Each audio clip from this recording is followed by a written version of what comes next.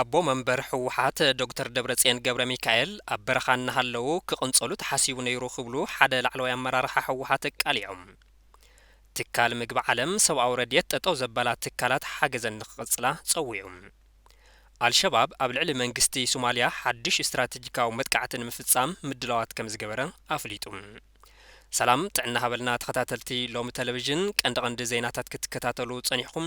ነዚኦምን ካልኦትን ዝርዝር ሓበሬታታት ዳሃይሎሚ ሒዝናልኩም ቀሪና ኣለና ላይክ ሳብስክራይብ ሼር እናጎርኩም ምሳና ንኽትጸንሑ ንዕድም ሕዚ ናብ ዝርዝሮም ክንሰግር ኣብ በረኻ ኣብ ልዕሊ ኣቦ መንበር ሕወሓት ዶክተር ደብረጽዮን ገብረ ሚካኤል ስጉምቲ ንሙሳድ ትልሚ ከም ዝነበረ ሓደ ላዕለዋይ ኣመራርሓ ሕወሓት ቃሊዖም አባል ማእከላይ ኮሚቴ ሕወሓት አይተ ኢያሱ ተስፋይ ኣብ ሓደ መድረክ ከም ዝበልዎም ኣብ በረኻ ኣብ ልዕሊ ኣቦ መንበር ሕወሓት ዶክተር ደብረጽዮን ናይ ቅንጸላ ስጉምቲ ንሙሳድ ትልሚ ከም ዝነበረ ገሊጾም አይተ ኢያሱ ውጥን ጊዜያዊ መምሕዳር ኣብ በረኻ እዩ ተጀሚሩ እውን ኢሎም እዚ ሓሳብ ኣብ ገምጋም መሪሕነት እቲ ውድብ ከም ዝተለዓለ ዝገለጹ አይተ ኢያሱ ገለ ኣመራርሓ እቲ ውድብ ኣብ ስርቂ ጠያይቲ ጨውን ሓጺን መጺንን ካልኦትን ተዋፊሮም ምንባሮም እውን ብመጻሪ ኮሚቴ ከም ዝተረጋገጸ ሓቢሮም ብሽም ዘይጠቐስዎም ላዕሎት ኣመራርሓ እቲ ውድብ ኣብ መኸተ ዝተሓብኡን ናብ ሱዳን ክሃድሙ ዝተተሓዙን ኣመራርሓ ከም ዝነበሩ እውን ኣፍሊጦም ኣብቲ መኸተ እዋን ንውድብ ኣቦ ወንበር ናይ ሕዚ ዘሎ ውድብ ኣቦ ወንበር በይኑ ቅድኩም ካሊእ ስጉምቲ ክትወስዱ ኢልኩም ነርኩም ገልገሊ ኣመራርሓ ኣብ በረኻ ከትርፎ ኢሉ ነይሩ እዩ ግዜያዊ ምምሕዳር ሻዊቱ ምምስራት ተጀሚሩ ነይሩ ቅድም ክብል ዶክተር ደብረጽዮን ናብ ሱዳን ክሰግሩ ተሊሞም ምንቅስቃስ ይገብሩ ነይሮም ዝብሉ ወረታት ብፍላይ ኣብ መርበብ ሓበሬታታት ክውዝዑ ዝጸንሑ ኮይኖም እቶም ኣቦ መንበር ናብ ሱዳን ተሳጊሮም ናይ ዲፕሎማሲ ስራሕቲ እንተዝሰርሑ ይምረጽ ዝብል ሓሳብ ብፍላይ ብጀነራል ጻድቃን ገብረትንሳኤ ቀሪብሎም እኳ እንተነበረ ከም ዘይተቐበልዎን ኣብ ትግራይ ክስውኡ እምበር ናብ ሱዳን እንተኸይዶም ንህዝቢ ከም ዘይጠቅም ሓቢሮም ነይሮም ናብ ሱዳን እንተኸድካ እውን ዝብሉ ንስኦም ጽዎ ንስካ ፕሬዚደንት ናይ ዝኽልል ኢኻ ናይ ውድብን መራሒ ኢኻ ብሱዳን እንትኾንካ እዩ ዝሓይሽ እንተወጻኻ ኣብኡ ኮይንካ ምስ ዲፕሎማት እውን ተራኸብ ምስ ብዙሓት እውን ተራኸብ ንተቓልሲ ትሕግዝ ኣብኡ ኮይንካ ዝብል ድማ መጺኡ ኣነ ደኣ ናይ ትግራይ መራሒ ኮይነስ ንሱዳን ከመይ ገይረ ይኸይድ ሃዲሙ ክበሃል ኣነ ሰብ እዚኣ ደኣ ይስውር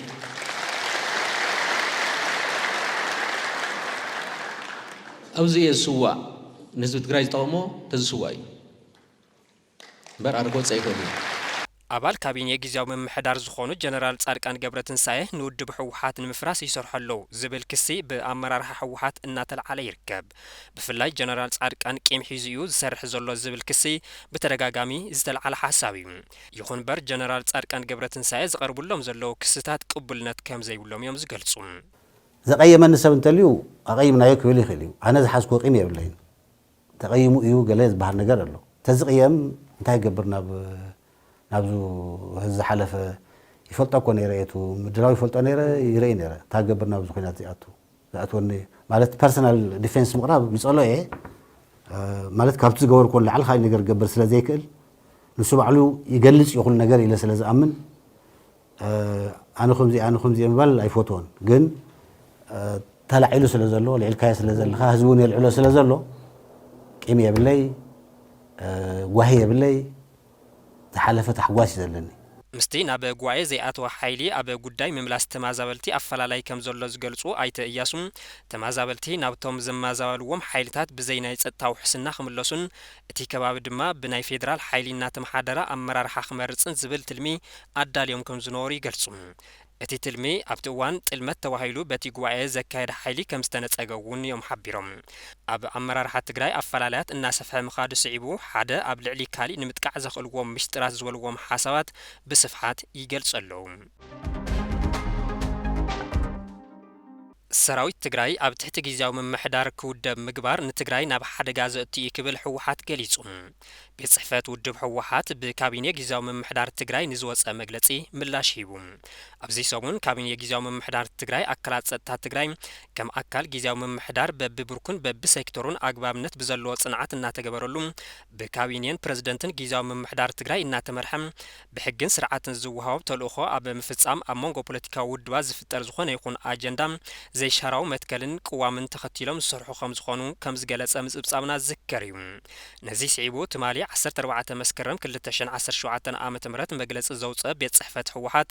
ጊዜያዊ ምምሕዳር ከም ሽሙ ምምሕዳራዊ ስራሕቲ እናወገነን ሓጺር እዋን ከሰጋግር እምበር ንሰራዊት ትግራይ ጠርኒፉ ብሰንሰለታዊ እዚ ወይ ድማ ቼን ኦፍ ኮማንድ ክመርሕ ዘኽእል ልእኽቶ ቁመና ኾነ ኣወዳድባ ኣይውልን ክብል ገሊጹ ኣሎ።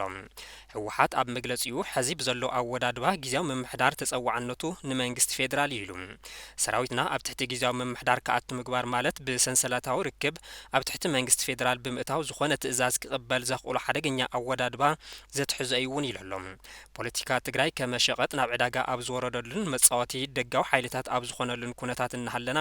ሰራዊት ትግራይ ኣብ ትሕቲ ህዝባዊ ውክልና ዘይብሉ ስልጣን ተኻፊሉ ዝተወደበን ዝተፈላለዩ ኣረኣያታት ዝሓቆፈን ጊዜያዊ ምምሕዳር ከኣቱ ምግባር ብእዋናዊ ፖለቲካዊ ረስኒ ክቃጸል ዝገብር ሓደገኛ ኣካይዳ ምዃኑ እቲ መግለጺ ኣመልኪቱ ኣሎ።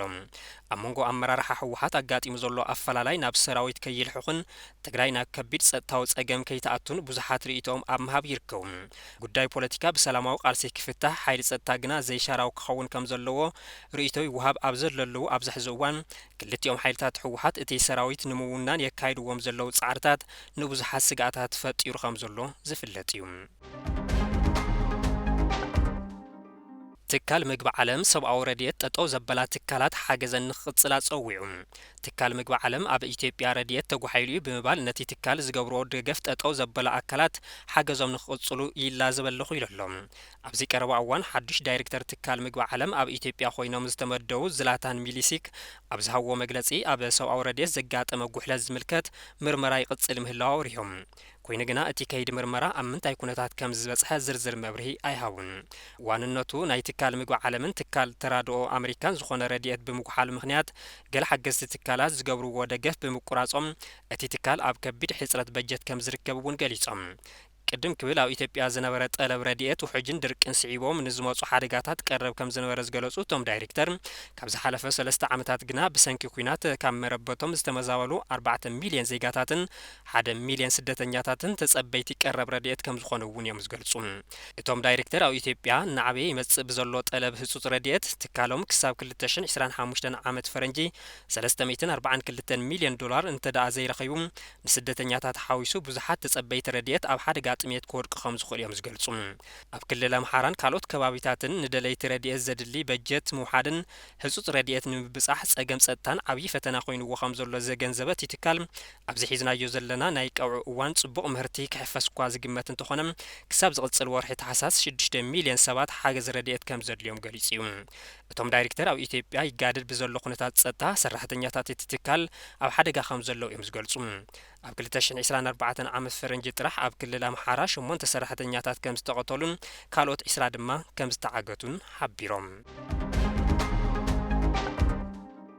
አልሸባብ ኣብ ልዕሊ መንግስቲ ሶማሊያ ሓድሽ ስትራቴጂካዊ መጥቃዕቲ ንምፍጻም ምድላው ከም ዝገበረ ፍሊጡ።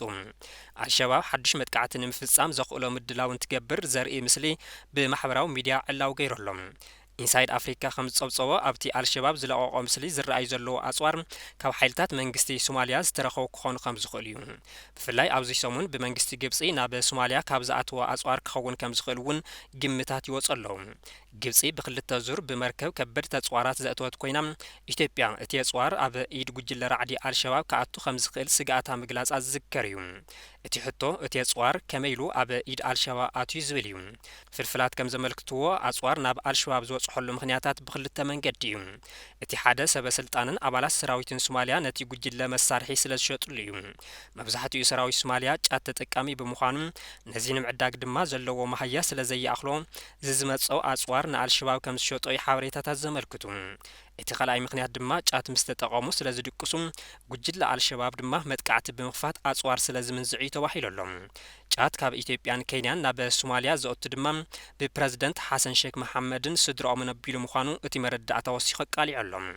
በዚ ወልፊ ዝደንዘዘ ሰራዊት ሶማሊያ ኩሉ ዓይነት ወተሃደራዊ ናውቲ ንጉጅለ ራዕዲ አልሸባብ ከም ዝሸይጥ ዝግለጽ ዘሎ። እቲ ኣባላት አልሸባብ ተኻዲኖምዎ ዝረአ ዘሎ ወተሃደራዊ ክዳን እንተይተረፈ